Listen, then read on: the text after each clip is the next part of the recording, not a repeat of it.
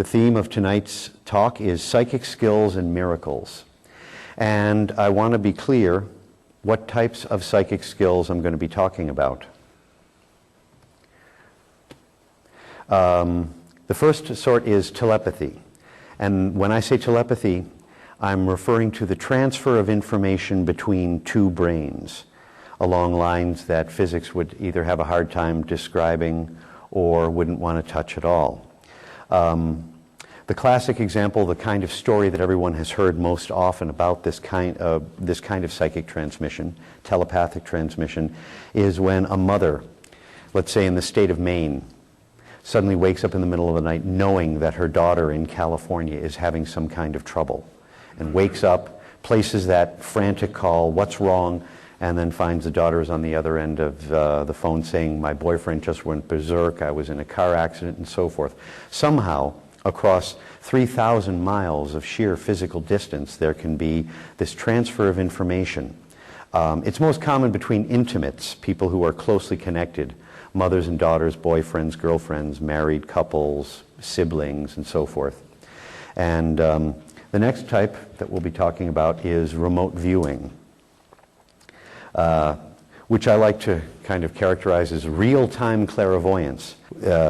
Remote viewing, and it's always good to define these things, even though I think everybody already knows what it is when someone in one location can focus or put their attention on another location and actually get real information about what's going on there. There are some types of psychic connections, some types of psychic skills that I won't be talking about, or that my comments here tonight won't apply to.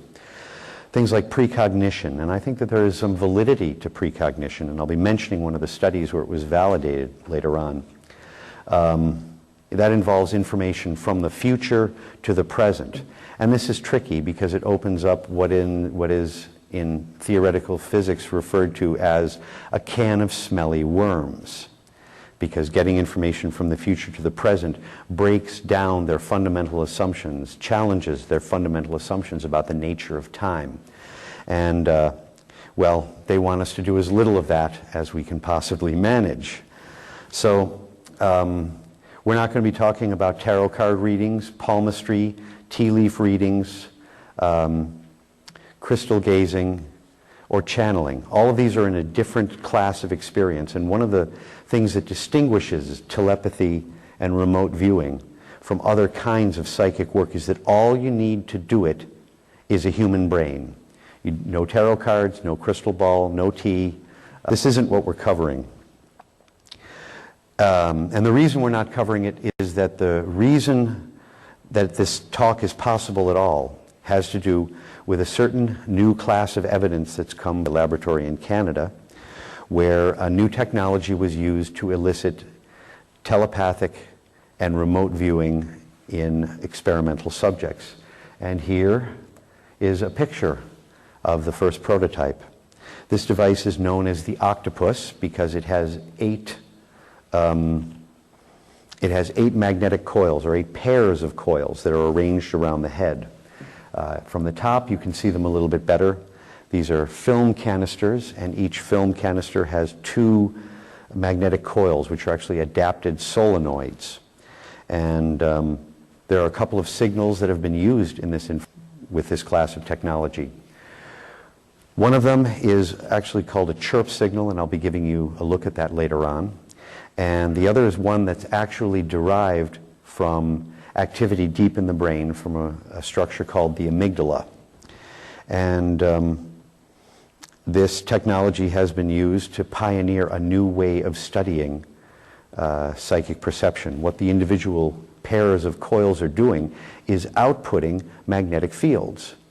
And those magnetic fields rise and fall in very short periods of time, like 1 to 3 milliseconds, so that the magnetic fields they're producing actually acquire a distinct shape.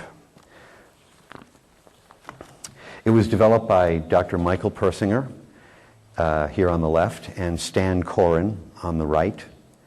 And they are both senior researchers at Laurentian University Behavioral Neurosciences program that's located in Sudbury, Ontario.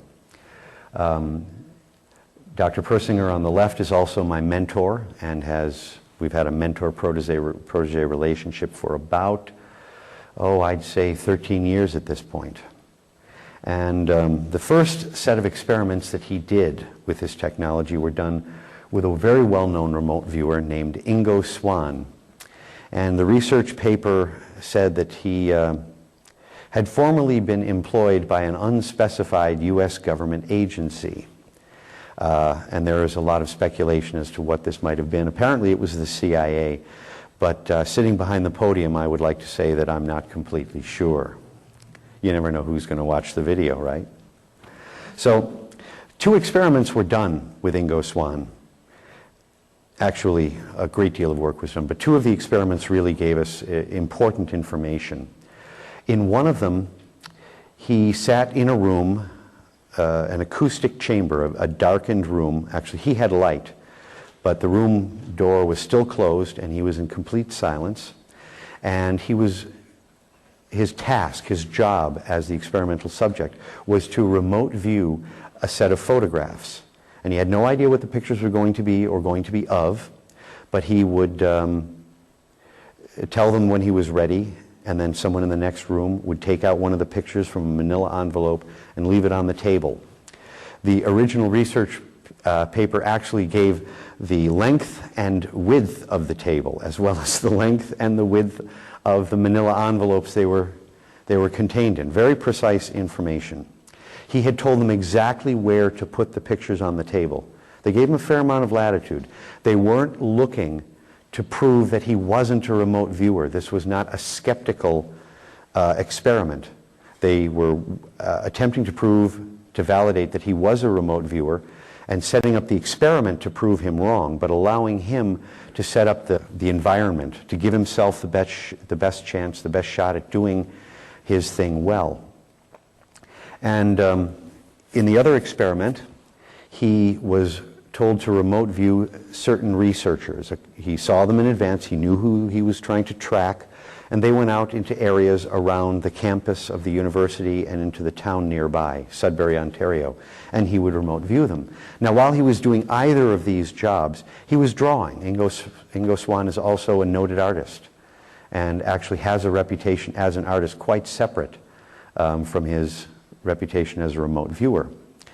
And then 44 students who played no other role in the experiment whatsoever were asked to compare the pictures that he had been remote viewing and the drawings that Ingo Swann had made while remote viewing the pictures, and then to match them up as well as they could, to say in percent, kind of guesswork, but the failings of guesswork disappear when you have large numbers of people doing guesswork.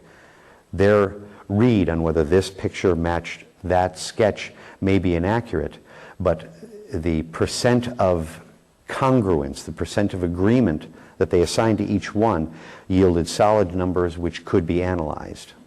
So that's how we go from very imprecise and difficult to pin down procedures like remote viewing to actual quantitative measurements. And this is one of the breakthroughs in this field. It's not just that an amazing new technology has been developed. It's not just that a researcher finally stepped forward, someone with real, with tenure and academic publications and putting their reputation on the line. It was also that a breakthrough in statistical methodology allowed precise measurements of imprecise phenomena, and that's something quite important. Dr. Persinger is many things to many people. Certainly he is many things to me, but where he really shines as a scientist is in this absolutely breathtaking mastery of statistics. So the results of these experiments were that the accuracy of the drawings he made while his remote viewing turned out to be much higher when he was being exposed to one of the 2 signals, and I'll show you that in just a moment. He actually, in addition to confirming and validating his remote viewing and stimulating and enhancing his remote viewing by this means, which gave a real, much clearer idea of what's happening in a brain when psychic skills are being exercised, they also tried to set him up to block his remote viewing skills. And they found that they were able to do it. I don't have a picture of it, and I wish I did, but what they did was they constructed a frame, and put more of these magnetic coils around the edge of the frame. And then they ran a signal through all of these coils at once. And when they ran the signal, he wasn't able to remote view through this screen. So now there exists a technology that will actually screen remote viewing.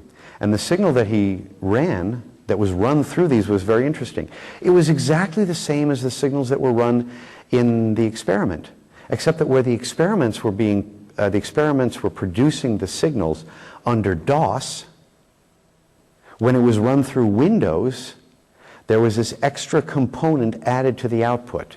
And that extra component, which had a kind of fractal, the chaos model in mathematics, is the only one that can describe the additional input that was put in. And when that was put there, then he could no longer remote view.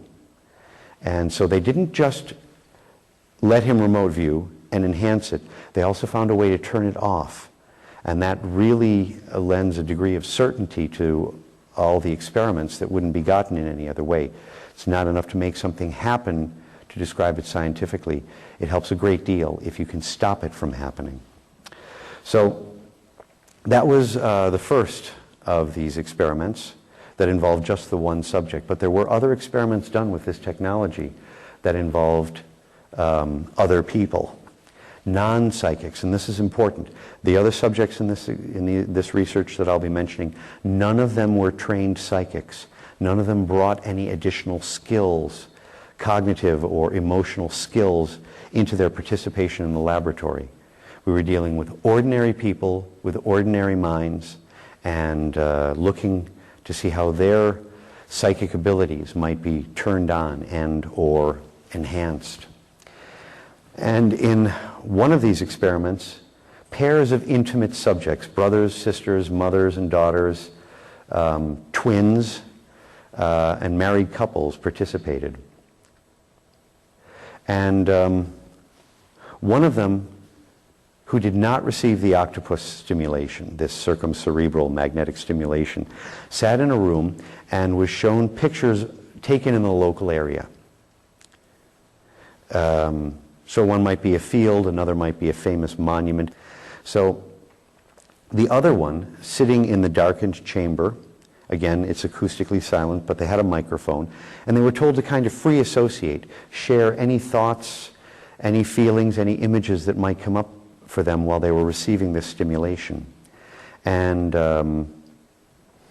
what they found is that the one who was looking at the picture and had been asked what memories they might have had with the other person while they were in that location or nearby, while the other one free associated with no control whatsoever. Then the moments when the subject who wasn't getting the stimulation and was looking at the pictures was compared to the moments in which the person's receiving the stimulation, again by 44 students, each of which gave it an approximate kind of guesswork rating for how well they matched. They found that the matches came up 2.85 times more than they would have by chance alone. The accuracy of their telepathic skills went up almost 3 times. Now that may not be enough to get you a world-class psychic like Ingo Swann, but it is enough to demonstrate that it's possible, under certain conditions, for human brains to share and transfer information between one another, and that's an important result. In addition, they found that, like Ingo Swann, when they were being stimulated with a chirp signal going around their head, their accuracy improved. And the interesting thing about this is that this is not a biologically derived signal. This one doesn't come from the brain. This one comes from a fairly normal kind of signal that a bit of laboratory equipment called a function generator, sometimes called a tone generator, can produce. So a box that could produce you a perfect musician's A, 440 hertz, can often produce this kind of signal as well. So there's no biological basis for the success of this signal. In another experiment, and here we see the the coils lighting up to show how the fields rotate. This was another experiment involved only siblings, brothers and sisters, sisters and sisters, brothers and brothers. One of them sat in the room with the octopus on their head, getting this stimulation around their head. The other one sat in another room, and their brain was monitored with EEG, electroencephalography. And what they found was that when the person who was in the darkened chamber was asked to pretend that they were touching their brother or sister in the other room, the brother or sister in the other room, they had their EEG respond. Pretend you're touching your brother, and the brother's brain waves show it. Pretend you're touching your sister's brain waves showed it. Again, transmission of information between two brains. This time it didn't take any group of 44 undergrads to rate the pictures for extra credit in their psychology class. This time the EEG showed it, the times matched up perfectly, and there's very little room for skeptics or research critics to find anything wrong with this experiment. And as far as I'm aware, no one has published anything criticizing any of these experiments. And considering how outlandish the results are from the point of view of traditional consensual science, that's really saying something. Sometimes the scientific community really wows us by what they say. In this case, I'm really wowed by what they didn't say. In addition to that, there were several of these cases where the occipital lobe of the brain, including the sibling touching experiment, responded more than other areas of the brain. And that's kind of an unusual and unexpected result, because the information processing areas of the brain, as far as we know, are not in the occipital lobes, in the back of the head. The occipital lobes are actually primarily a visual processing area. So like any good research, it leaves us with a few unanswered questions that will allow further research. Now, the next result wasn't published. I received it as an email from Dr. Persinger, who talked about how one person, in this case they had two octopus setups, both of them were receiving the brain stimulation. And what they did was one of them sat in a room and looked at a flashing light. The other one sat in another room, again with octopus stimulation and EEG. And what they found was that when the light was flashing for the one subject, the EEG of the other subject responded. And the reason that this is important is because whereas all the previous research in this field worked with human brains, transmission from one brain to another, examining the brain of a person while they're remote viewing actual people. This was doing it with a flashing light, something that has no personality, no personal vibrations or aura or anything like that for a psychic to lock onto. This was direct transmission from one brain to another. And when he closed the email to me about this, which I found terribly exciting, he said that when the experiment was over, we then drank a toast with Diet Coke and realized that we were at the brink of a shift in paradigm. Now, the device that I've been discussing so far is the octopus, the circumcerebral neural stimulation device, Persinger and Koren.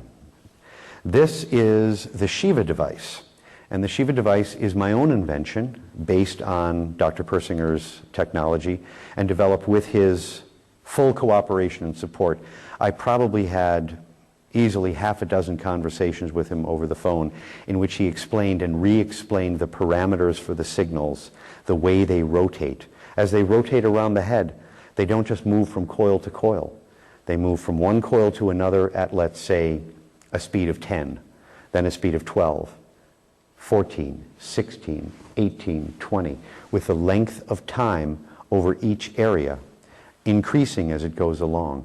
So the signals are changing, the magnetic fields are changing. They're getting weaker and stronger with each passing millisecond. And the rate at which it moves from one coil to the next continually changes. I have a question. Would you mind touching on the difference between magnetic and electromagnetic for a moment? Yes, I'm very happy to do that. Magnetic fields are a field phenomena, and I'll go over this part quickly because it gets a little boring. But energy in the vocabulary of science is whatever a body, a mass, or a system has that allows it to do work. And work is defined as anything that changes where a force is being applied. And a force is anything that changes inertia. Now, magnetic fields are a force. Electromagnetic radiation, things that happen in electromagnetic frequencies, are energies. And it's an important distinction to make with respect to understanding this technology, because electromagnetic can include things like microwaves. And you don't want a microwave wrapped around your head, whereas magnetic fields are perfectly safe. And as I'll be describing shortly, we're immersed in magnetic fields all the time. Most importantly, the Earth's magnetic field, constantly. So that's a very good point. Now, the design for this somewhat complicated arrangement of changing magnetic fields and moving magnetic fields comes from a factor that's at work in the brain called the binding factor. And the binding factor reaches the surface of the brain from a structure deep down in the brain called the thalamus. And the thalamus operates to unite all of our sensory input, everything from our eyes, ears, nose, tongue, our skin, even our internal senses. How do you know when you have to go to the bathroom? How do you know if you've eaten something you shouldn't have? How do you feel that it's your stomach? You know it's your upper intestine, not your lower intestine. These are all on an equal plane to the thalamus. All of them are input from the body, from our eyes, ears, our viscera, and so forth. But in addition, two other things get put on an even keel, on an even footing with our senses, and that is our thoughts and our emotions. And the thalamus unites all of this into a single comprehensible entity that we can experience as the input to ourselves. And the binding factor runs from the front of the brain to the back of the brain. Now, this is very much slowed down, but it shows you the kind of movement that it makes. And I don't have an illustration that will do it, but if you can think of that big button in the basement of the brain that you just saw as the source of this activity, and that it's kind of sweeping up from the bottom and back across your head over and over again, then you'll have a kind of image of the binding factor. Among neuroscientists, it's often called the 40 hertz component, and that's because it crosses the brain in this way 25 times per second. It has a distinct speed. The reason it's called the binding factor is because it tends to bind together all of the input that comes to us in a way that allows us to be conscious of it, whether in whole or in part. And so it's gotten the name the binding factor for consciousness. Now, in my own work thinking about this and developing a technology that works with it, I want to add something to that, and that is that it also tends to bind us as individuals to our normal repertoire of states of consciousness. You have a range of states of consciousness. Ingo Swann can close his eyes and he can see what's going on with missile silos in Siberia. I can't do that. What's the difference? In one state of consciousness you can do that. In another one you can't. That state of consciousness is within his repertoire. It's not within mine. There are enlightened masters who can put their hands on your heads and make you see God. The skill and the state they have to be in order to do that is in their repertoire of states, but it's not in mine. I can't do that. I've been able to stop a couple of people's headaches, made a couple of aches and pains go away back in the days when I was trying to learn spiritual healing, but I never even got close to what the real masters can do. So how does this technology work with the binding factor? the magnetic fields, the magnetic signals are circulated around the head. As you view the head from above, they go counterclockwise. The binding factor runs front to back. And that means that as these signals are over the right side of the brain, they're running against the grain of the binding factor. And when they're running over the left side of the head, they're running with the grain. So they're not trying to push the binding factor out of the way on the left side, and they are pushing it out of the way on the right side. And the speed at which the signals move from one pair of coils to the next is actually set by the speed at which the binding factor moves.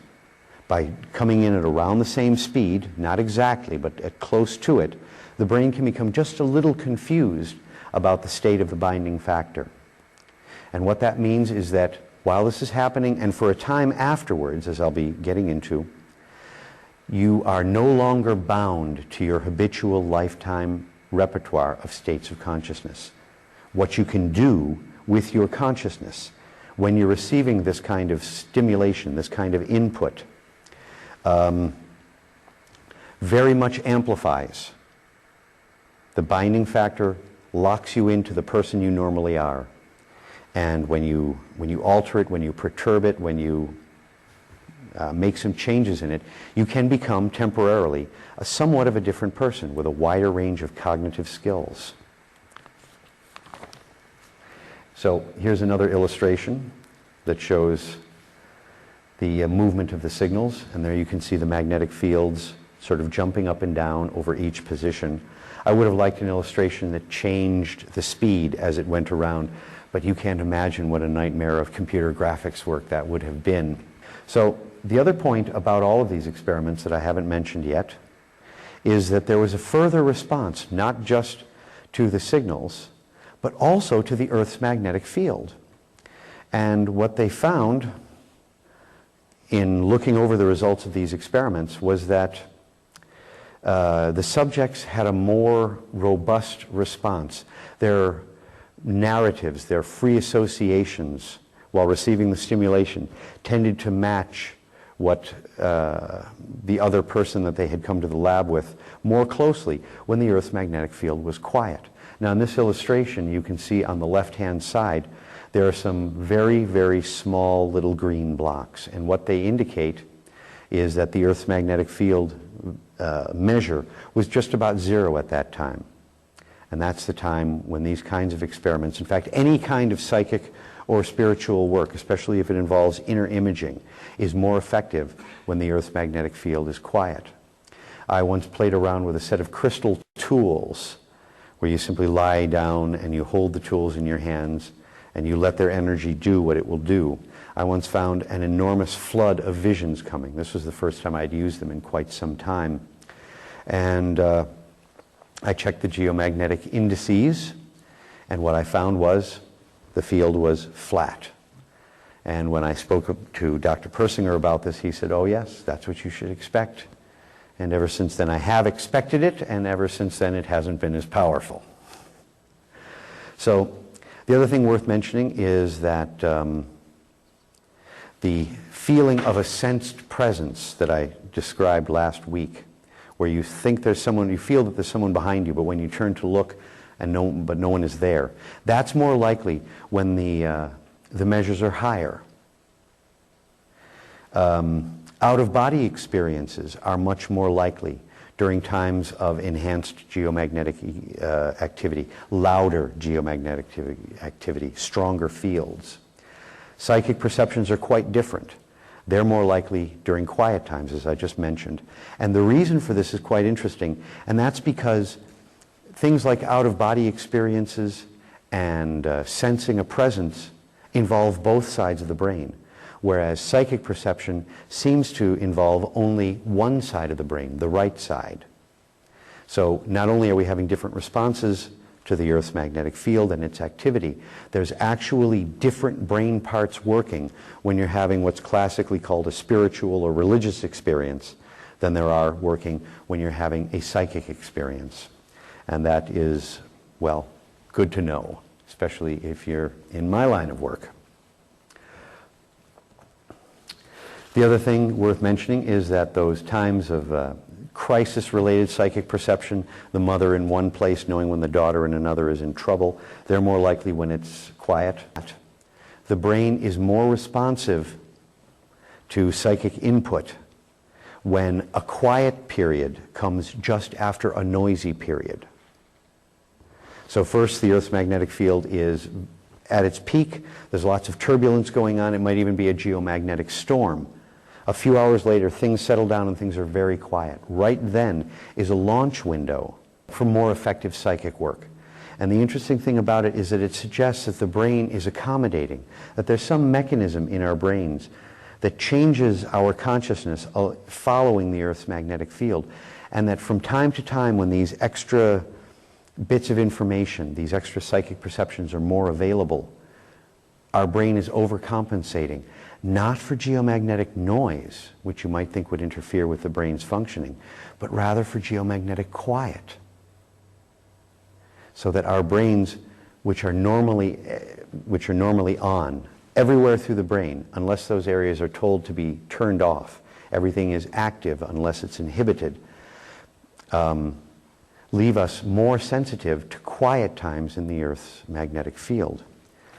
And the other thing about our brains is that they're filled with magnetite. Our brains are actually responding to the Earth's magnetic field because we are wired up to do so with a heavy load of actual magnetite crystals. There are 5 million of them per gram in the center of the brain, the normal brain tissues. 5 million per gram. And there are 1,400 grams in your average human brain. Interestingly, the outer area of the brain, the meninges, the membrane that surrounds it, has 100 million of these magnetite crystals per gram. And the shape of these magnetic crystals doesn't occur in nature. It's only found in biological tissue.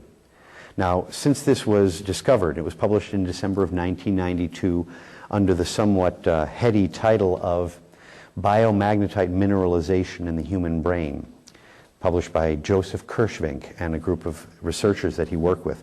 I actually called him on the phone because I was very interested in the evolution of this system. And he did tell me, which hadn't been published, that other primate brains have been found to have the same minerals in them. Chimpanzees, gibbons, lab, I don't know what the primates were, but he confirmed that we are not the only species that has this. And not only are the crystals formed in the brain tissue, and it's hard to explain how that unique shape would appear if they weren't formed there, they're also organized. And they tend to occur in nice, neat chains. And this maximizes a thing called the magnetic moment, which is kind of a magnetic analog to momentum.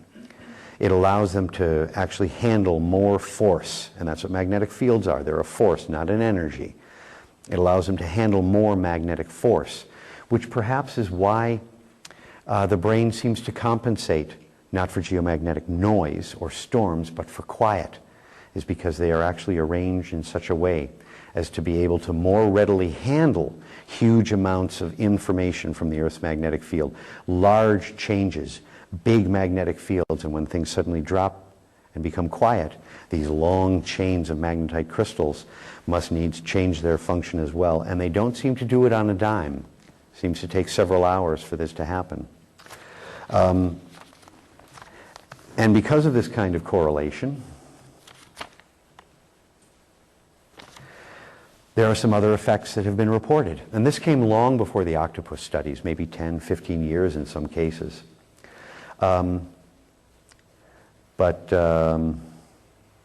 One thing that Dr. Persinger did was he took a large number of PSI experiments, and he studied all of them and saw how pronounced the effects were, just how radical a psychic phenomena had been for the researchers who did this study and that study involving such things as remote viewing, extrasensory perception with the little cards, well, you name it, the whole range. And what he did was he took the size of the effect in those studies, year by year, and compared them to the overall yearly activity for the Earth's magnetic fields. And he found that the Earth's magnetic field was quieter during the years in which the most effective studies were done. And so, of course, this result cuts across the entire field of what's come to be called PSI research, because it says not only experiments that seem to be failures because the effect size was so small, actually were successes because these small effects were gotten in the face of very active geomagnetic years. In another one of the studies, and I think this is perhaps the most fascinating one of all, Dr. Persinger found a number of cases in Fate magazine. Now, Fate magazine does not have a high reputation among many scientists, but one thing they have done over their many years of publication is get people who report their psychic experiences for publication in their magazine to say when they made the psychic prediction and when the event they predicted actually took place. Now, he didn't have this information down to the hour, but he did have it to the day. And what he found was that the levels for the Earth's magnetic field, whether high or low, were the same on the day the psychic made the prediction and the day they predicted actually took place. So there's a definite pairing of prediction and event through the Earth's magnetic field. And the other one I already mentioned is that out-of-body experiences are more likely during times of geomagnetic storm. And one of the things that he said when he published that paper was that it was very likely that it wasn't the actual field strength that was the active agent. It wasn't just how strong or how weak the field is. Rather, during times of geomagnetic storm, or when it's simply unsettled, or when it's very quiet, there's information, either present or absent, that plays a role in this. It's not how strong the field is, but rather what kind of information is embedded in it. And the information will be different during a geomagnetic storm than it is during geomagnetic quiet. The other thing he had to say in that publication, which I think I've already quoted in these series a couple of times, is that one hypothesis to explore why this is the case is that it's possible that some part of our consciousness is actually interacting with, taking information from, literally connected like gears are connected to the Earth's magnetic field. If the geomagnetic field shut off tomorrow, it wouldn't just be that there was less magnetism around, perhaps a change in electrical storms. Each and every individual on the planet might feel a shift in their consciousness. And this is worth considering when you think about how many psychics are predicting pole shifts and how many geologists have told us that there are such things as a shifting of north and south for the Earth's magnetic field. And the one brain part, and there's a nice, very engaging image of the Earth's magnetic field, it does tend to underscore how heavily small changes in the Earth's magnetic field can rely on big changes in the solar winds. They're all part of one large system. And I'm fond of saying that because all of our brains are embedded in the Earth's magnetic field, we may not all be one, but we are all connected. So the single brain part that is most implicated in all of this is a brain structure called the hippocampus. And not just both of them, but specifically the one on the right side, where language centers are not. And so far, no one has been able to define exactly what's happening in the right hemisphere of the brain, in the mirror image spots where language happens on the left. But the crucial point is that psychic information is nonverbal information. The hippocampus is a very cognitive structure. It has been called the contextualization engine in the brain. It takes things, finds context for them, makes connections between things. And if it has no context for something, it will literally create one. It's heavily involved in spatial memory, spatial perception. It's instrumental in maintaining our internal maps, how you get from your bedroom to your front door and down to the corner store and back without having to actually think the route through is something that the hippocampus is very much involved in. It creates memories, turns our present moment experience and takes our present moment experience and turns them into memories that we can retrieve later on. It also is very much involved in coming up with the content of our dreams. It picks, so to speak, along, never by itself, always in connection with other structures, but it will pick the details that will appear in our dreams for us. And the other thing is that it's the source of theta waves from within the brain. These are very low frequency, 5 to 8 hertz waves that our brain produces when we're involved in things like meditation, trance, when we're under hypnosis, or when we're in twilight sleep. And the other thing that I want to mention, it has to do with the binding factor. As long as I've mentioned sleep here, the binding factor is not always present in the human brain. It's there when we're awake, when we're in fairly normal consciousness. It's there when we're dreaming, which is like normal consciousness insofar as dreaming and activity activates the same brain parts that are involved when you're actually in that activity. And that's kind of an amazing thing. This has led some researchers to wonder if perhaps the binding factor isn't also intimately related to our sense of self. When you're in a dream, you're there. When you're in your normal states of consciousness, again, you are there. But when you're in dreamless sleep, where are you? And this is a slightly mind-boggling concept. First you're there, then you're not, then you're there, then you're not, and you can watch it on an EEG. Dream sleep, present. Dreamless sleep, absent. There are 5 stages of it, and I won't bother you with all of them. But you appear, you disappear, you appear, you disappear. It happens every night to everybody, and yet we still allow ourselves such wide berth in making assumptions about who we are as individuals. So this is an actual example of the technology I've been discussing tonight. This version is called Shiva, partly because Shiva is the lord of meditators, and psychic skills are most common among people who do spiritual practice. So those of you who've been wondering, wanting to see it, there it is. And when we're done, it'll be possible for you to come up and take a closer look at you if you like. So there it is. And before I move on to the material that I have for the second part of tonight's talk, I was wondering if anyone has any questions about the technology. Yes? When one puts it on, and is turned on, are there physical, what kind of physical sensations? Not much in the way of physical sensations. Using the session design that's proven most effective. There's typically a mild altered state that comes at the beginning of the session, which lasts about 45 minutes.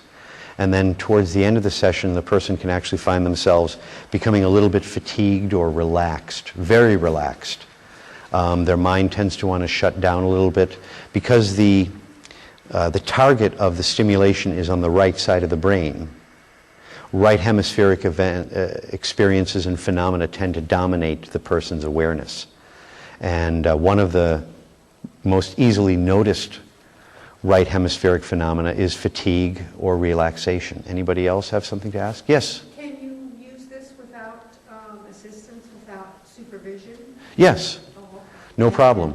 It comes with instructions and how long you're supposed to do it? Yes. If you were to obtain one yourself through spiritualbrain.com, then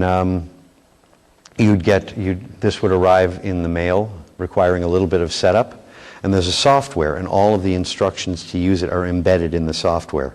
And that's important because we want to make sure that no one has access to the signals without at the same time having access to the information about them. As soon as you separate the technology from the information, manuals get lost, material is forgotten, that's when it's possible for people to make mistakes.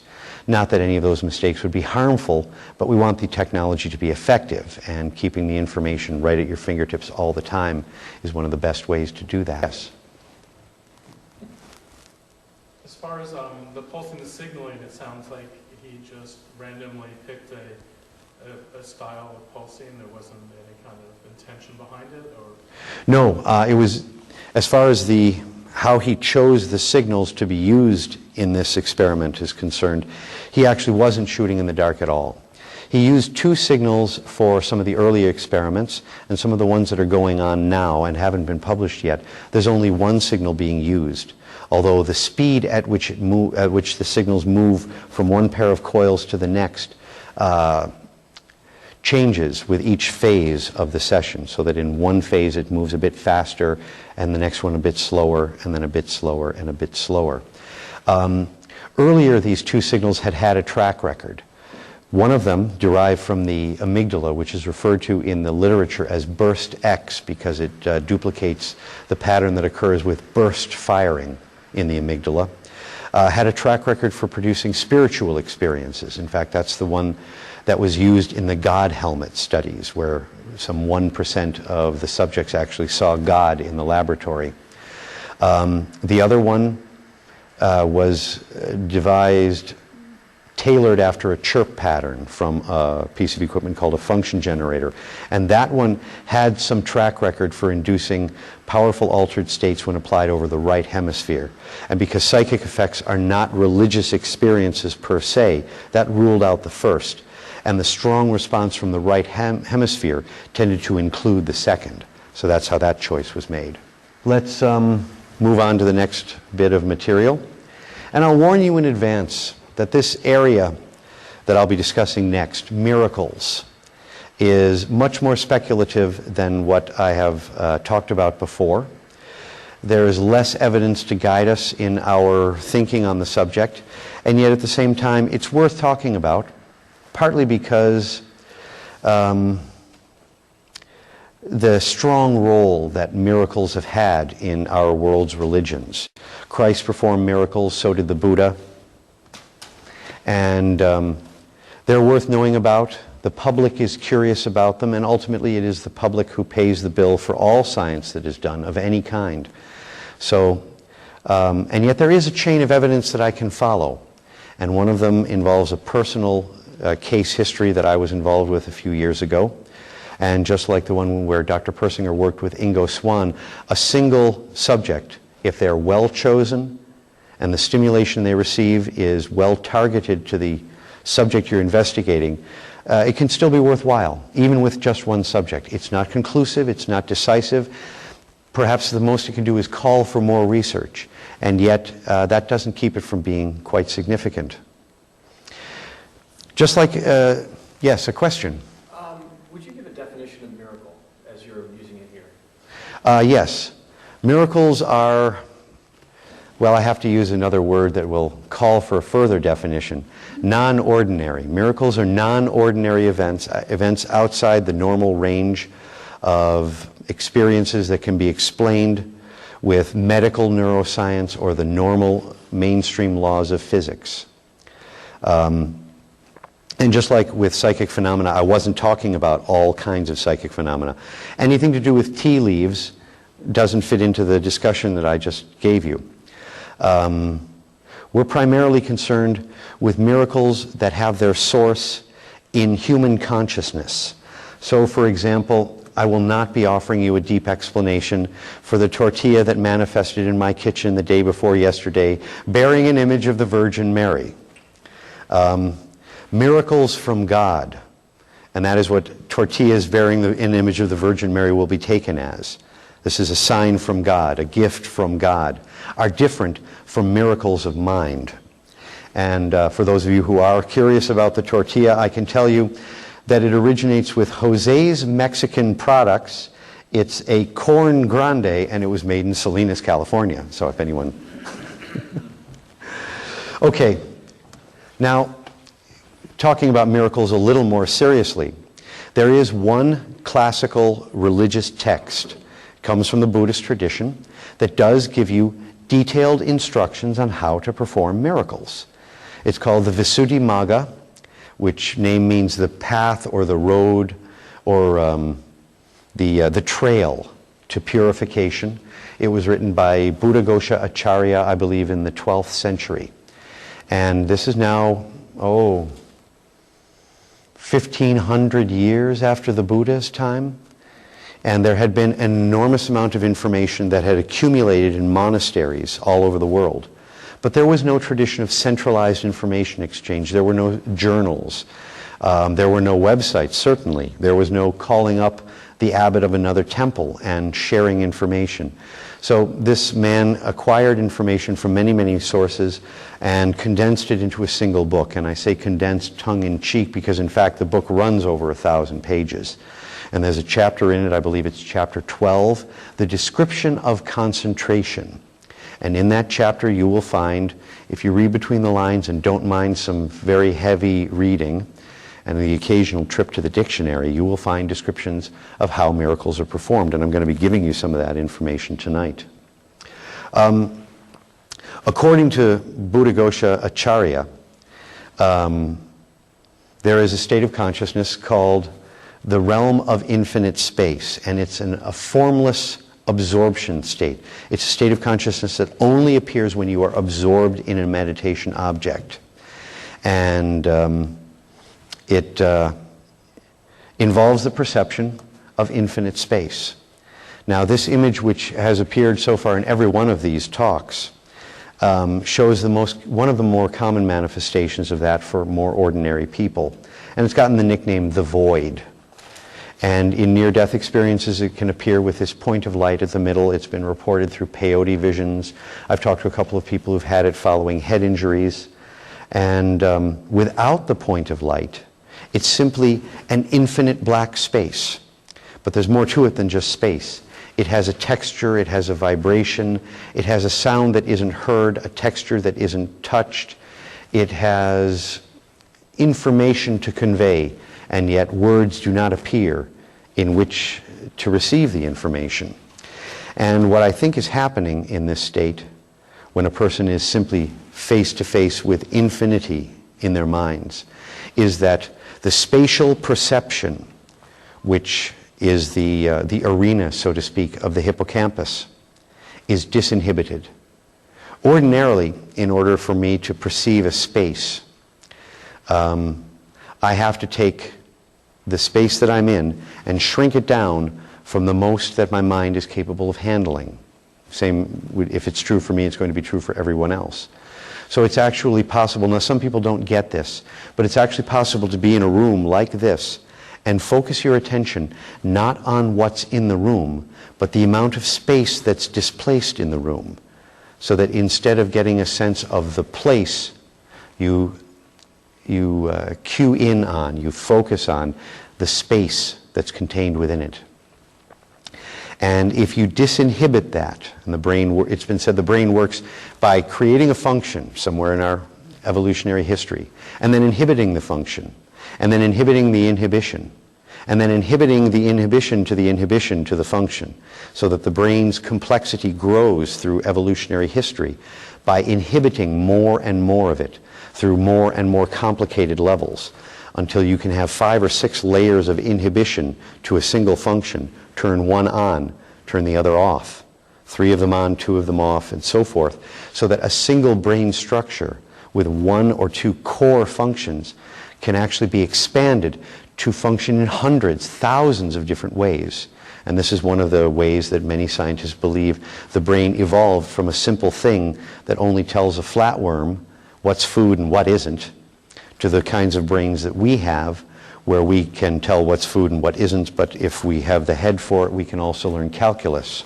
And I sincerely hope that will be the last mention of calculus that we have tonight. Again, it's the hippocampus on the right side. And this is the most likely source for the experience of the void, because it's the one on the right side, the one that processes information that does not come in words, that is the most crucial, at least as far as deeper structures are concerned, in our ability to perceive space, spatial relationships, and to work with our mental maps of things.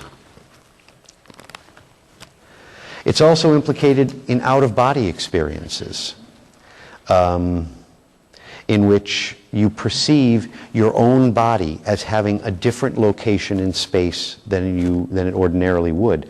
One of the ways that you know that you're having an out-of-body experience is that you are in a different place than you would be if you are in the body. And this small, subtle, perhaps unimportant detail to those who've had them actually gives us a very strong and crucial guide to understanding which brain parts are involved in it.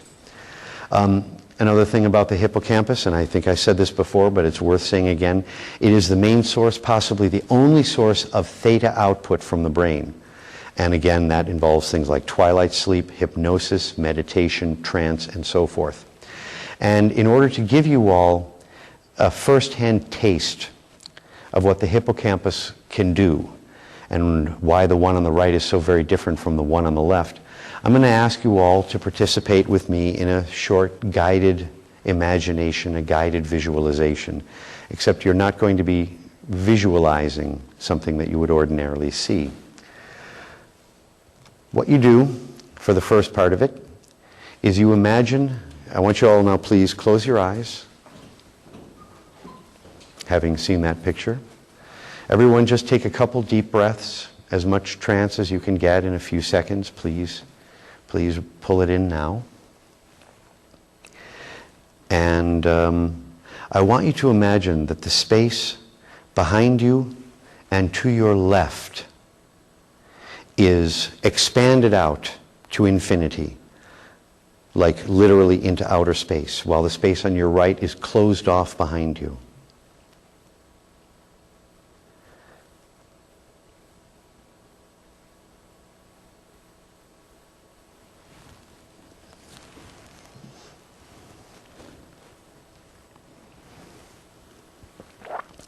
Now I'm going to ask you all to keep your concentration, keep your eyes closed, keep your posture.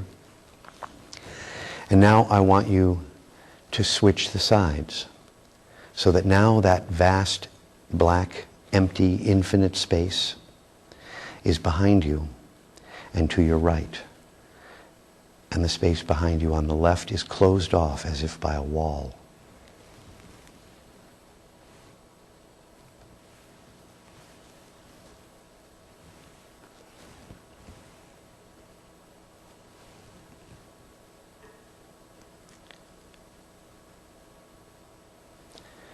And if you could all come back now, open your eyes, be with me again here. So I want to ask, how many people noticed a difference in the sensation that came visualizing the space on each side? That is a very high number. We must have a very holy crowd with us tonight. And what you experienced when you imagined it on the right was the input of the hippocampus on the right. Now, ordinarily, left brain is right body and so forth.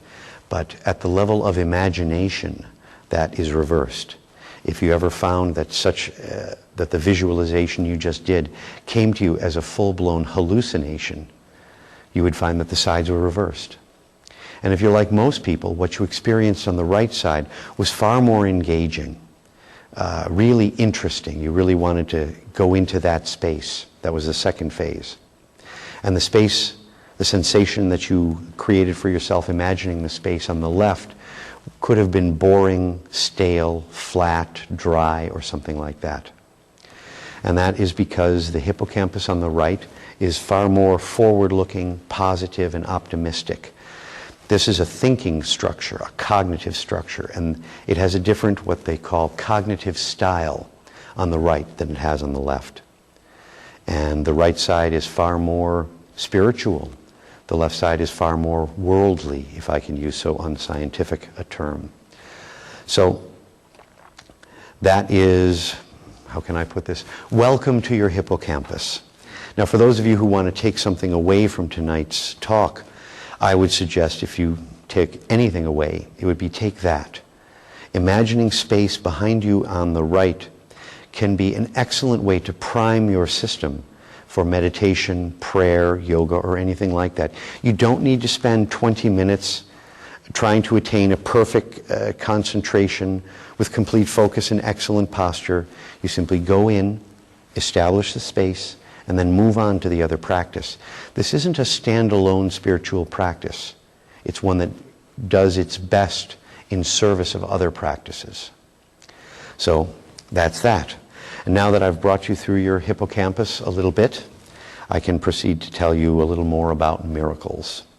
Now, what Buddhaghosa Acharya said in the book Visuddhimagga, The Path of Purification, is that the way to do miracles is to close your eyes and get into a state of consciousness where you're seeing an infinite space behind your eyes. And he has a number of meditation techniques which are intended to make this state of consciousness easier to get.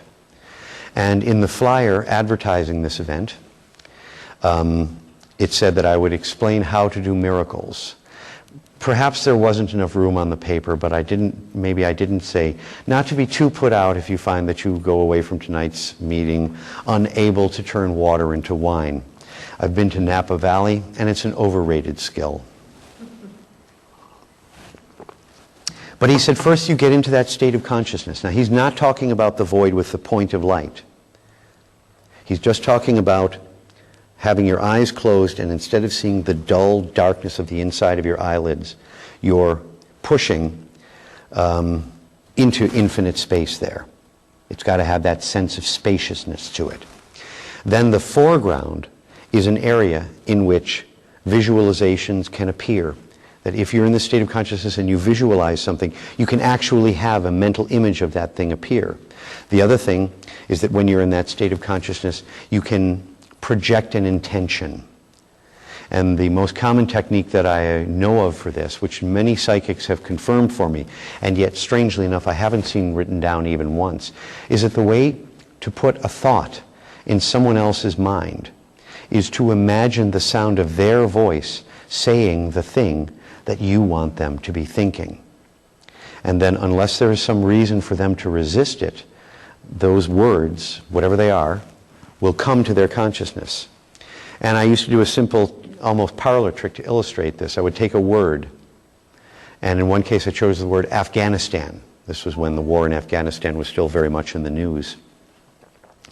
And I was sitting with a friend, and I said, I can make you say a word. He said, how do you? Go ahead and try.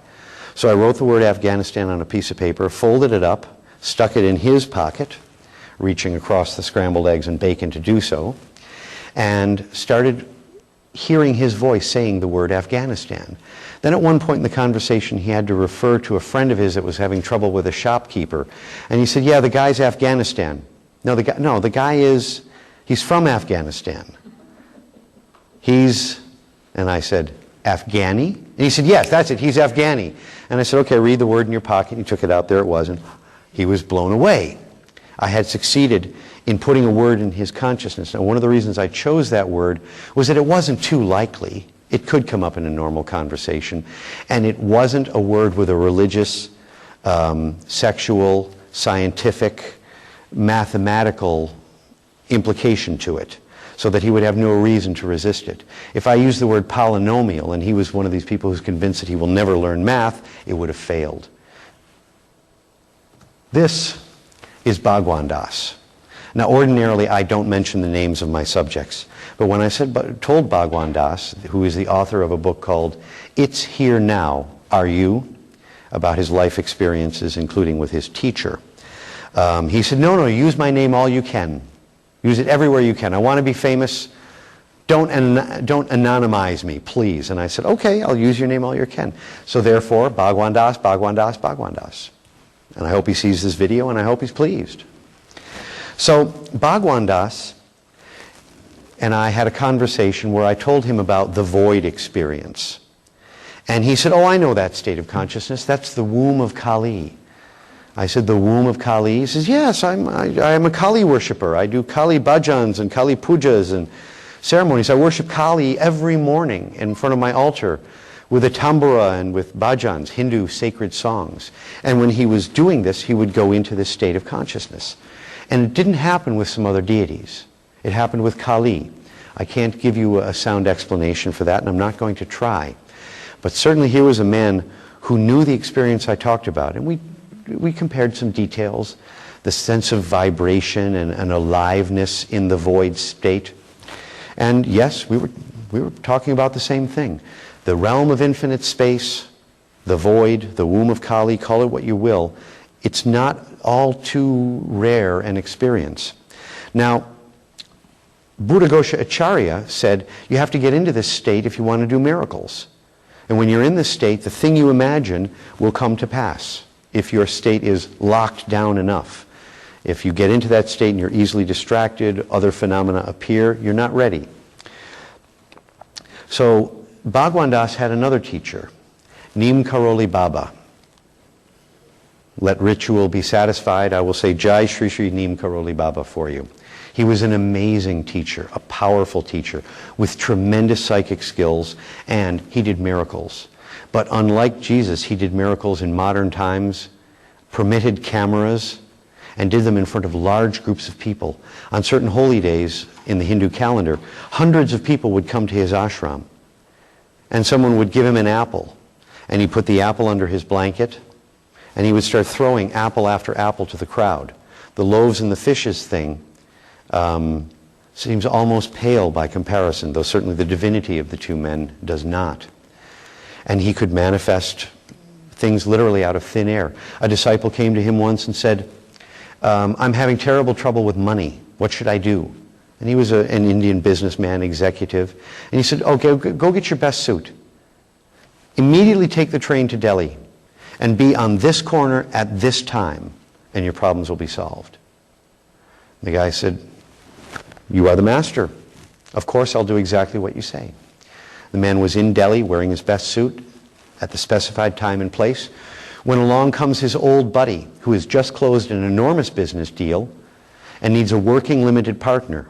And oh, by the way, if you join onto this limited partnership, we'll give you a signer's fee, a sign-up fee of X million rupees. The man was there.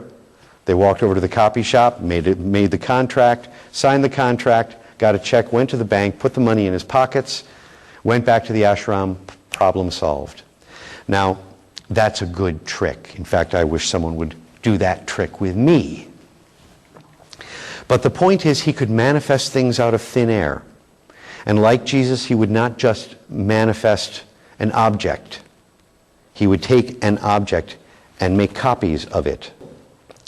As you know from our previous discussion, our brains, because of their electrical activity, are constantly broadcasting matching magnetic activity via the Earth's magnetic field to every brain that's around them.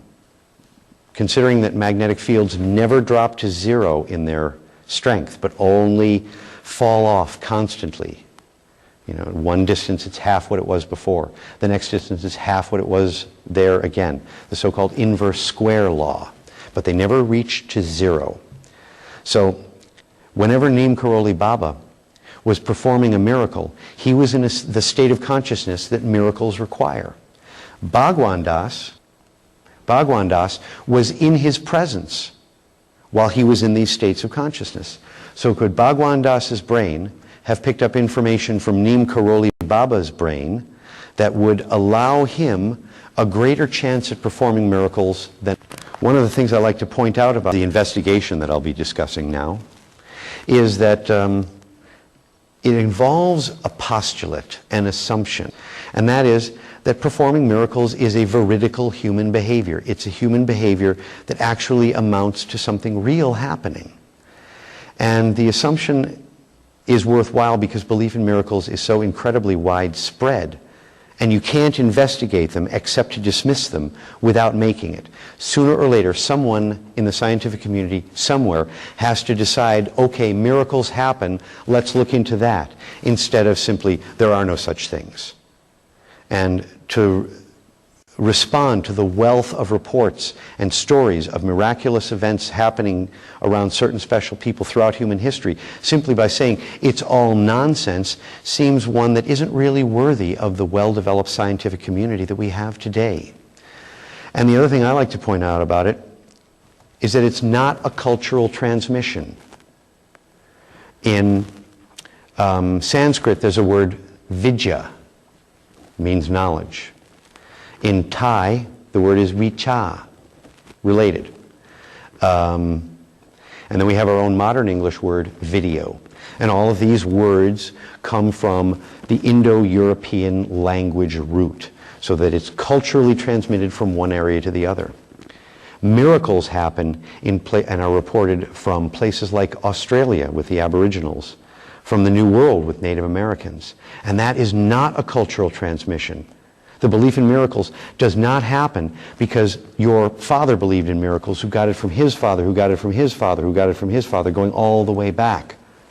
The belief in miracles is an independent belief that sprang up separately in many different places in the world. And that, to me, removes one of the main objections that skeptical scientists have towards accepting their reality, their validity, is they try to explain it as a cultural transmission. People just believe in that stuff. If you stop believing in things because they're traditional, you wouldn't believe in this stuff anymore, and that doesn't account for why it appears in cultures that never had the opportunity to communicate. So, Bhagwan Das may or may not have picked up the transmission from the brain of his master that would allow him to enter the state in which miracles occur. Miracles, because they involve, according to Buddhaghosa Acharya, the experience of an infinite space in your mind, and that in turn, through quite straightforward neuroscience, implicates the hippocampus on the right side of the brain. That said, we need to put a signal derived from the hippocampus over the right side. And this is more or less the setup that we use for Bhagwan Das and the sessions that he experienced. He had 3 sessions. The Shiva device, the octopus device, involves 16 magnetic coils. This involved 2. So we put it over the right side of his brain, one positive, one negative, so that the fields would run between the 2 coils. And we applied a signal derived from the hippocampus. And this signal, which is got a midline and then going down, shows that the signal is entirely positive. Most neural signals have positive and negative. This one is only positive. And it has the somewhat technical, but not frighteningly so, name of long-term potentiation, meaning a moment of experience being turned into something with a long-term potential. That is to say, something we can remember over the long term. This is a signal like this occurs when the hippocampus is taking present moment experience and turning it into a memory. And again, you can see that the shape of the signal shows how the field will rise, the magnetic field will rise and fall over time. And so this is the signal that we applied to the right side of Bhagwan Das's head. The first of his 3 sessions, he found that he was in the void of Kali. And I had told him, don't think about Kali. If you sit down with your eyes closed and it has to go religious, ponder Confucius, ponder Lao Tzu, ponder a Zen master, but don't think about Kali, because that's not where we're going. And he said, oh, no problem. I love Lao Tzu. Great. So he sat down, and he said that actually for a little while his mind was on very Taoist and Chinese themes. This happened within a minute or 2. Now, when he prayed to Kali, it would usually take him about 5 minutes to go from starting to pluck his stringed instrument and warming up his voice to actually getting into the womb of Kali, as he called it. This time he was in there within a minute, perhaps 2.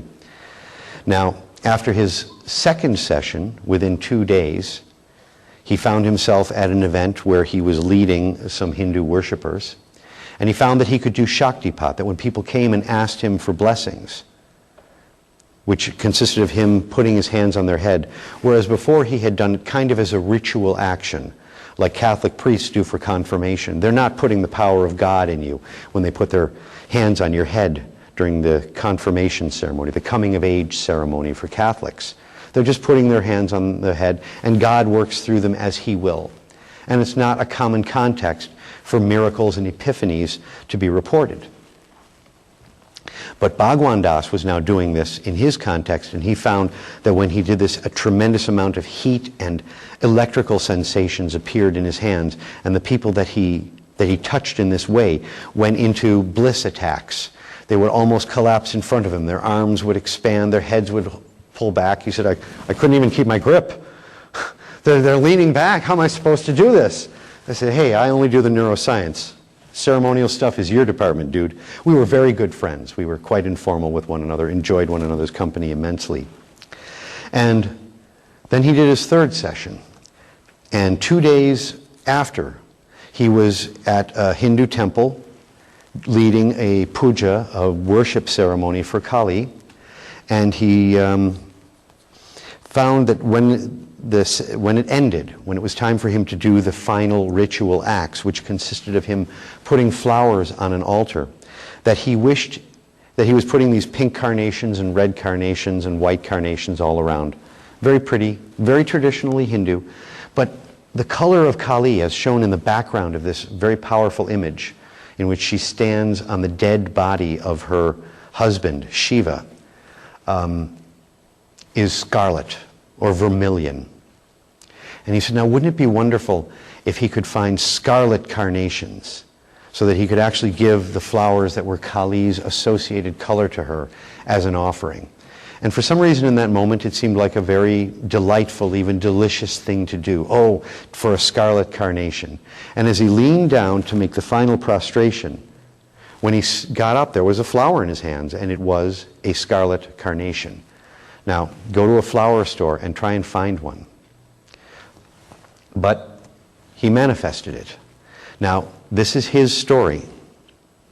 And I once told this story to a neuroscientist who actually was a graduate student wanting to sign on to be a neuroscientist. And he said, you know, the simplest explanation for that, and in neuroscience we always prefer the simple explanation to the complicated one, which I agree with, is that Bhagwan Das was just hallucinating. And that might be true. Could be a normal garden variety hallucination, except that he would have had a tactile and a visual hallucination at the same time, and it would have ignored the reason, the rationale behind this experimental case history.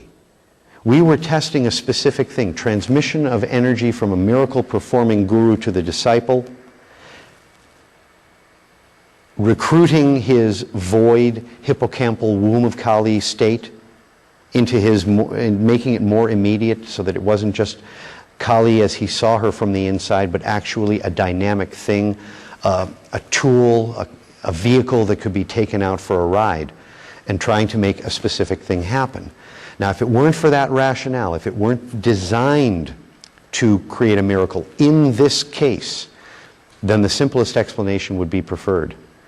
Now, it may be that it was just an hallucination, and if that's the case, we don't have a case history that illustrates performing miracles. We have a case history that illustrates the propensity to report miracles. And that's also a serious step forward in the scientific understanding of miracles. There's a story I like to tell about another class of miraculous event. And just as we saw with the discussion of the octopus and the circumcerebral, the around the head stimulation, it's possible for information to be transmitted from one brain to the next. And there was an occasion when I had a girlfriend, and she wanted to break up with me. Why, I can't possibly imagine, but she wanted to. And she came over to my place and said, well, I don't want to do this anymore. I don't want to see you anymore. I want to get another boyfriend. Later on, I actually learned that she had someone all lined up. But I was upset about it, and I went into a really bad state. It was kind of despair sort of thing. And this went on and on for quite a while. And she was upset about it too, partly because she wasn't completely sure that she wanted to end the relationship. And if I would have just been so kind as to say, well, okay, it's over, I got to go get a burrito now, and it had been just that easy about it, it would have been easy for her, but it wasn't. And she got upset. And then something happened. Both of our capacities to stay in a bad mood stopped at the same moment. And suddenly, I saw her head surrounded with a blue aura. And I told her, wow, this is one of the most beautiful things I've ever seen in my life. She said, I'm seeing the same thing around you. And she said, yeah, and it's incredibly beautiful. It's not you. And I said, well, it isn't you either. It's this aura that I'm seeing around you. You know, we would throw potato chips at each other from time to time. It was not a great relationship, but it was a magnificent moment. Something happened. Our brains were sharing information. There was a case involving Shakti, a technology that's in the same family as the Shiva device, but much simpler. And the woman who had done a Shakti session using a signal derived from the amygdala, that burst X, that burst firing signal, actually had a 6-hour episode in which she saw auras around everybody. And there was a group of people who came over to her house that day, and she said, oh, I can't do it was a spiritual discussion group. She says, I can't do the discussion group tonight, I'm in this state. And they said, well, let us try it. So they did, and they each went around the room for 20 minutes. Everyone put this headset on with the same signal over the same areas, and they each went into the same state of consciousness.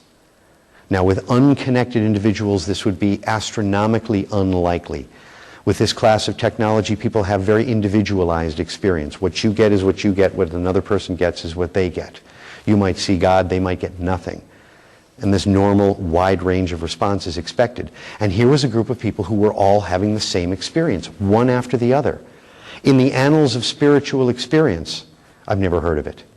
And I've read a lot of books from that field, if I can call it a field.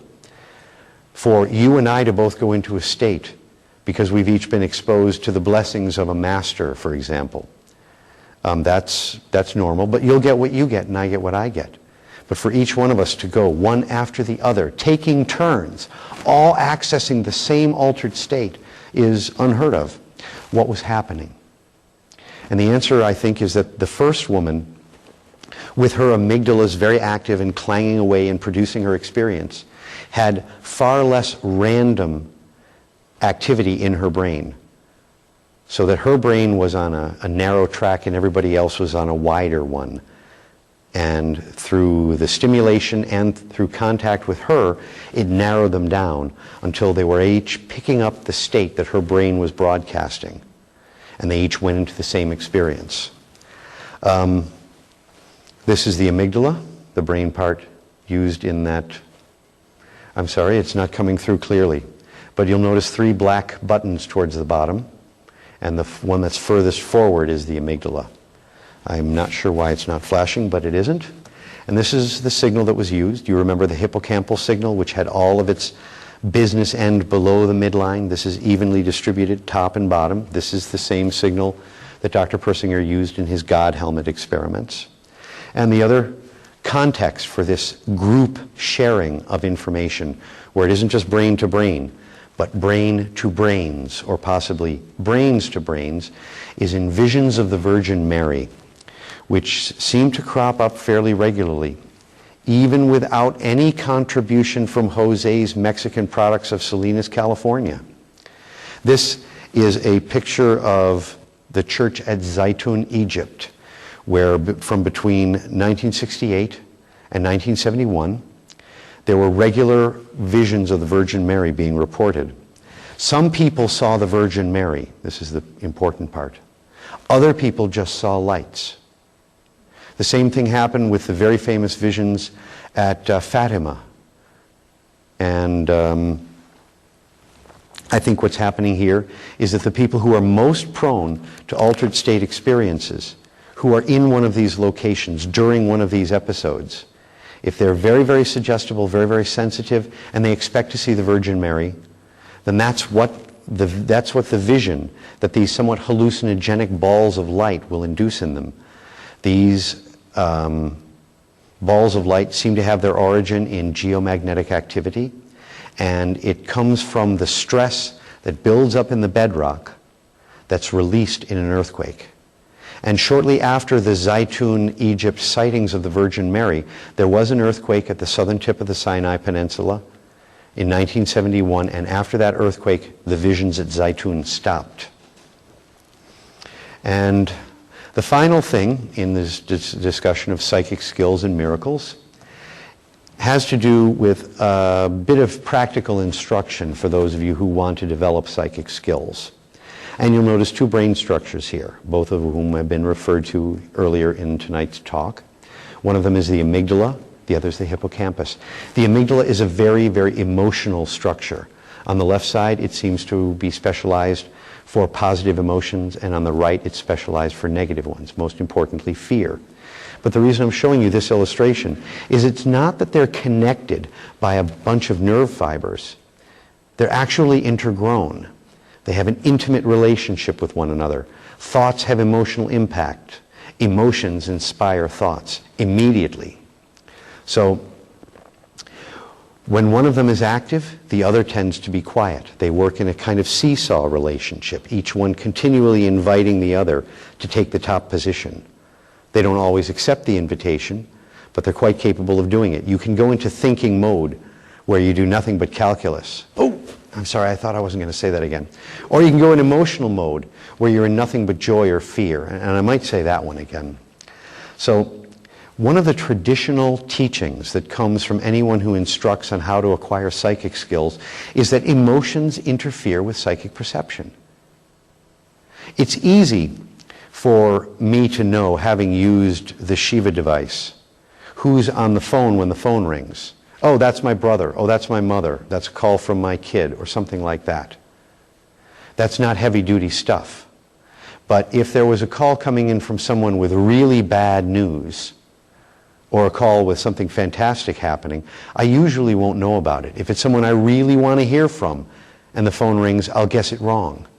Emotions tend to crowd out psychic perceptions, just the way emotions tend to crowd out intellectual understanding in our normal daily lives.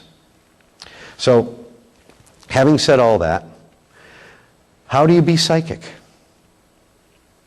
And the answer seems to be that when an event happens about which you want a psychic perception, and that's a misnomer, because as soon as you want a psychic perception, you make it hard to have it. So when an event appears, your mind, your brain will produce a large number of responses to it, most of which will be below your threshold of awareness. But when something happens, one of the first responses will be a bit of information from inside your mind. An image, a picture, a thought, what have you. That very, very first, that instantaneous response to the event, whatever it is, that is where the psychic perception is to be found. And the difference between a psychic and a non-psychic person is simply that the psychic is able to pay attention and know that the immediate, instant response to something is the psychic perception. The psychic is able to keep that moment, that instant, from disappearing quite as quickly, so that instead of lasting 5 milliseconds for them, it might last 500, half a second. And in neurological terms, half a second can be an eon. So the reason I have this picture here is because it illustrates how it works, and it also illustrates a personal story for me where I actually learned what psychic perceptions were.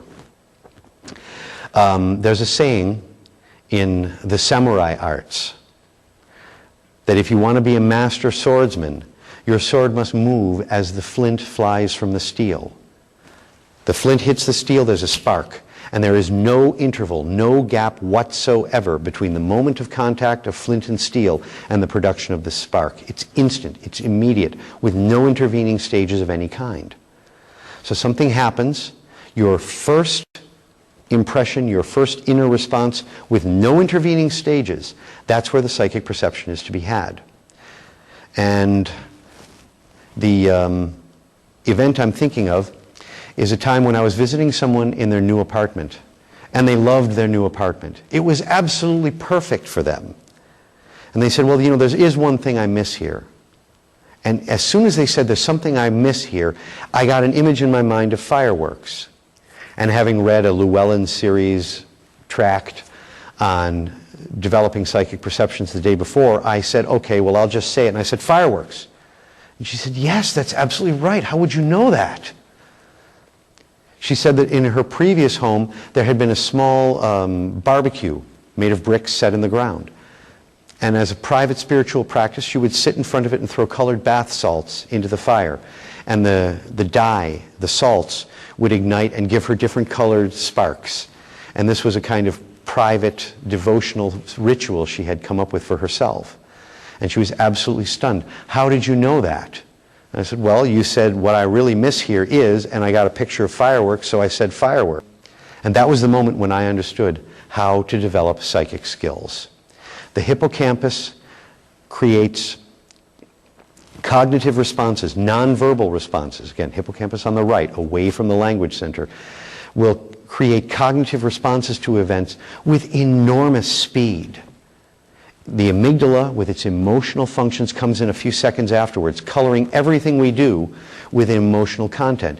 Is it a blessing or is it a curse? Is it a threat or is it going to help me out in some way? So that immediately we interpret events as they are to ourselves. What does this mean to me?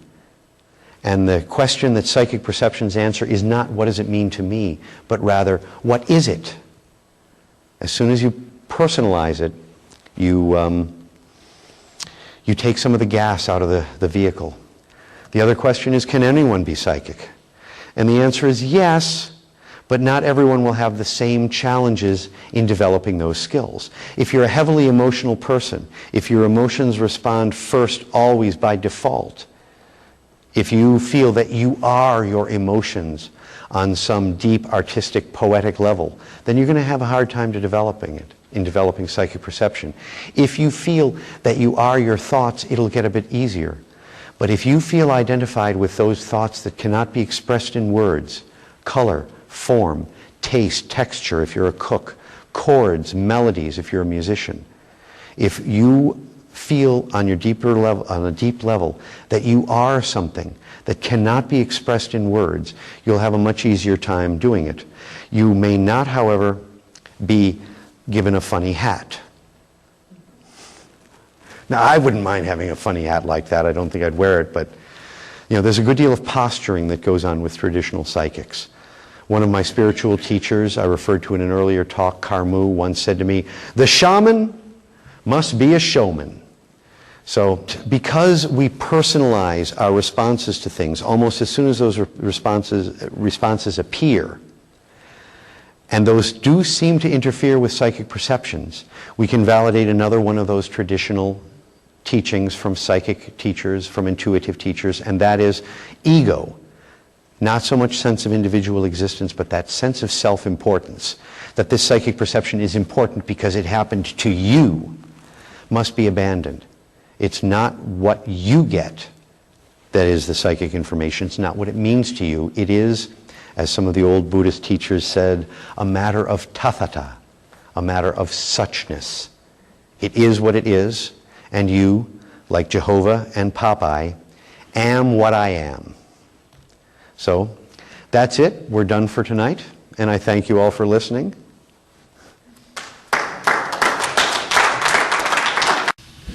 Sir. My understanding is long-term memories or memories are laid down from the hippocampus to the cortical system. Yes. You are pulsing into the hippocampus a signal that would be reminiscent of the same pulse of the hippocampus sending out memories or laying down memory tracks. Yes. Yeah, you think that instills an ability to perform miracles. So that's actually a cortical function that's coming through? Where do you think it's going? Well, I think there will be a cortical function coming through. But the hippocampus is not only involved in consolidating and retrieving memories, like every other of the 250 some odd brain parts. It has multiple jobs to do. And the one that seems to be the crucial one here is not memory consolidation, but rather spatial perception.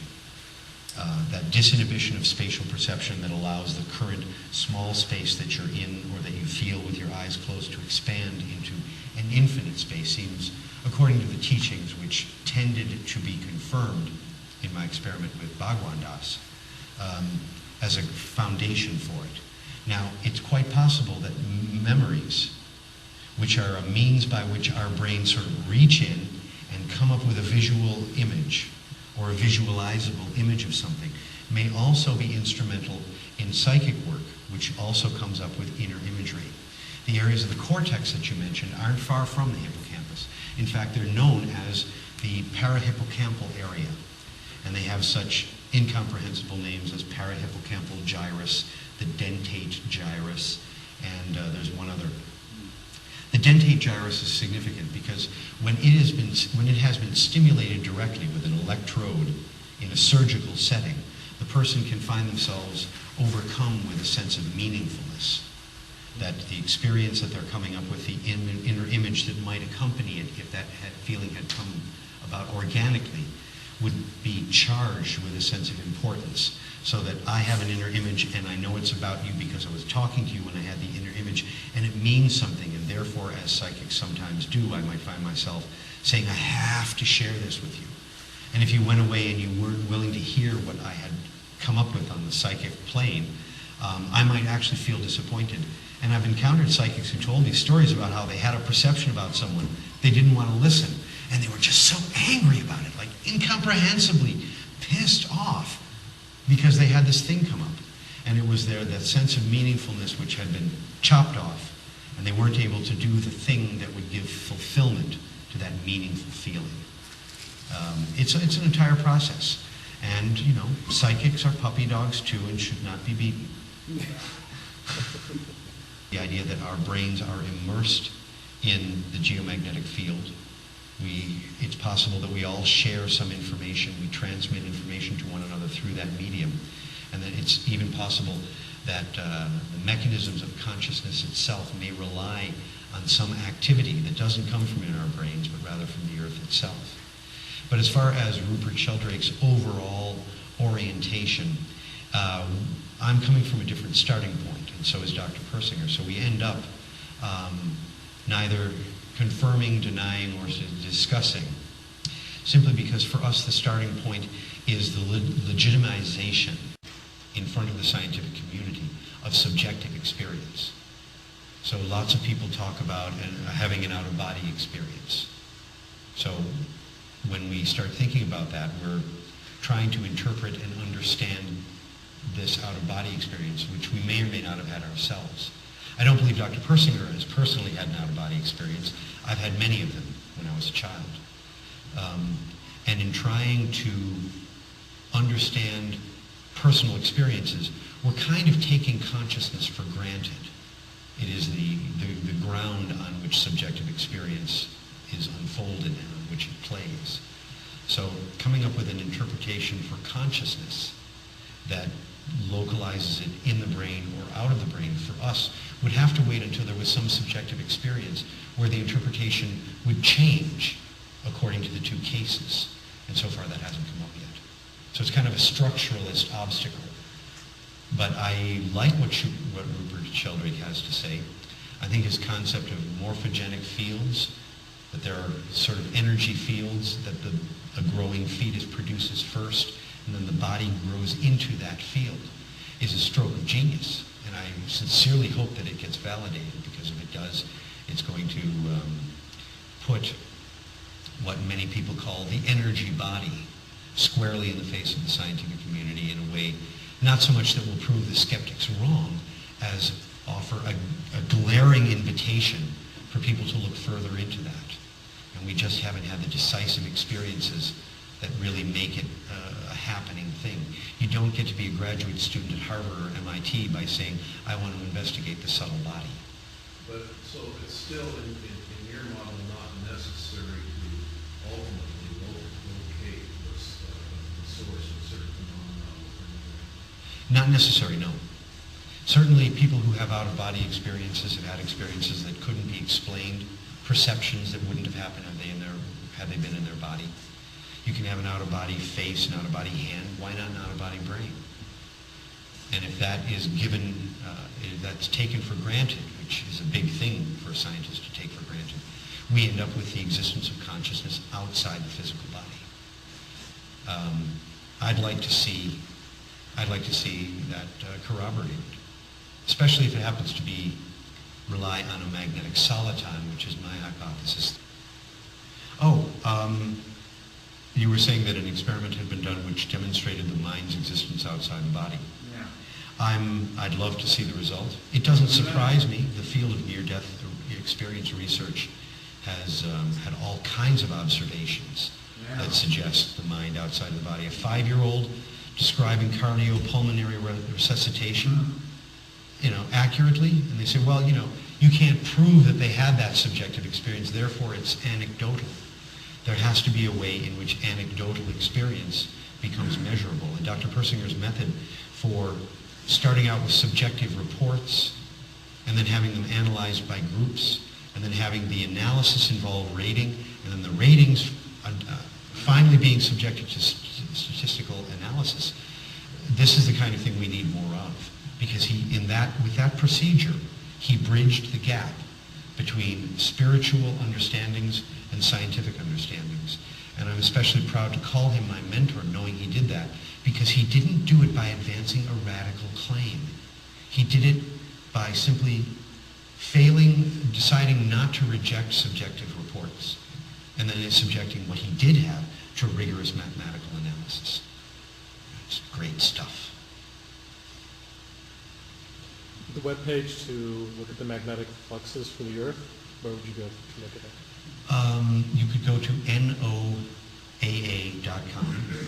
or you could go to spiritualbrain.com and look in the upper right-hand corner of the first page, and you'll see real-time geomagnetic information.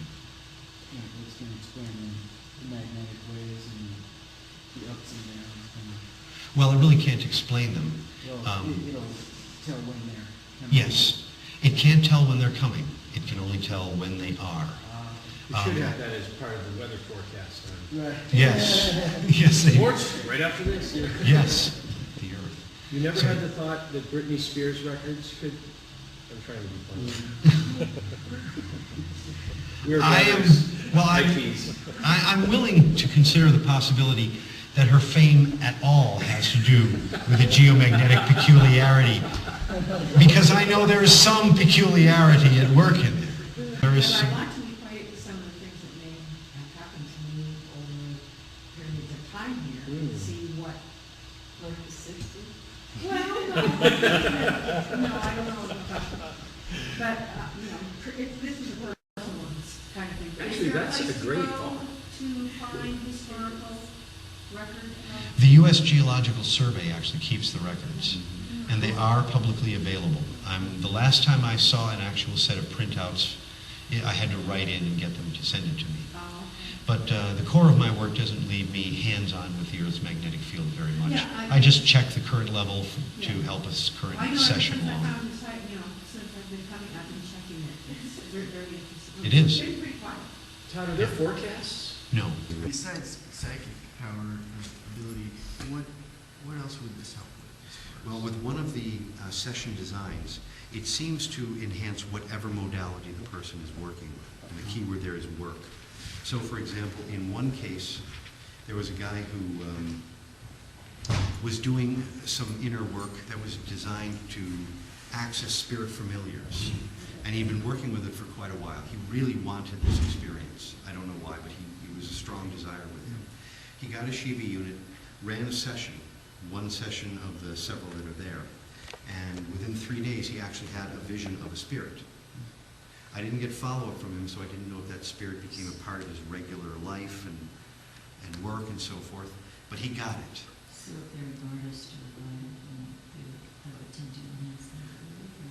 Provided the art that they're pursuing is nonverbal. So writers might have less success than artists. Musicians, because musical appreciation and perception and production, thinking of new melodies and so forth is so very right hippocampal.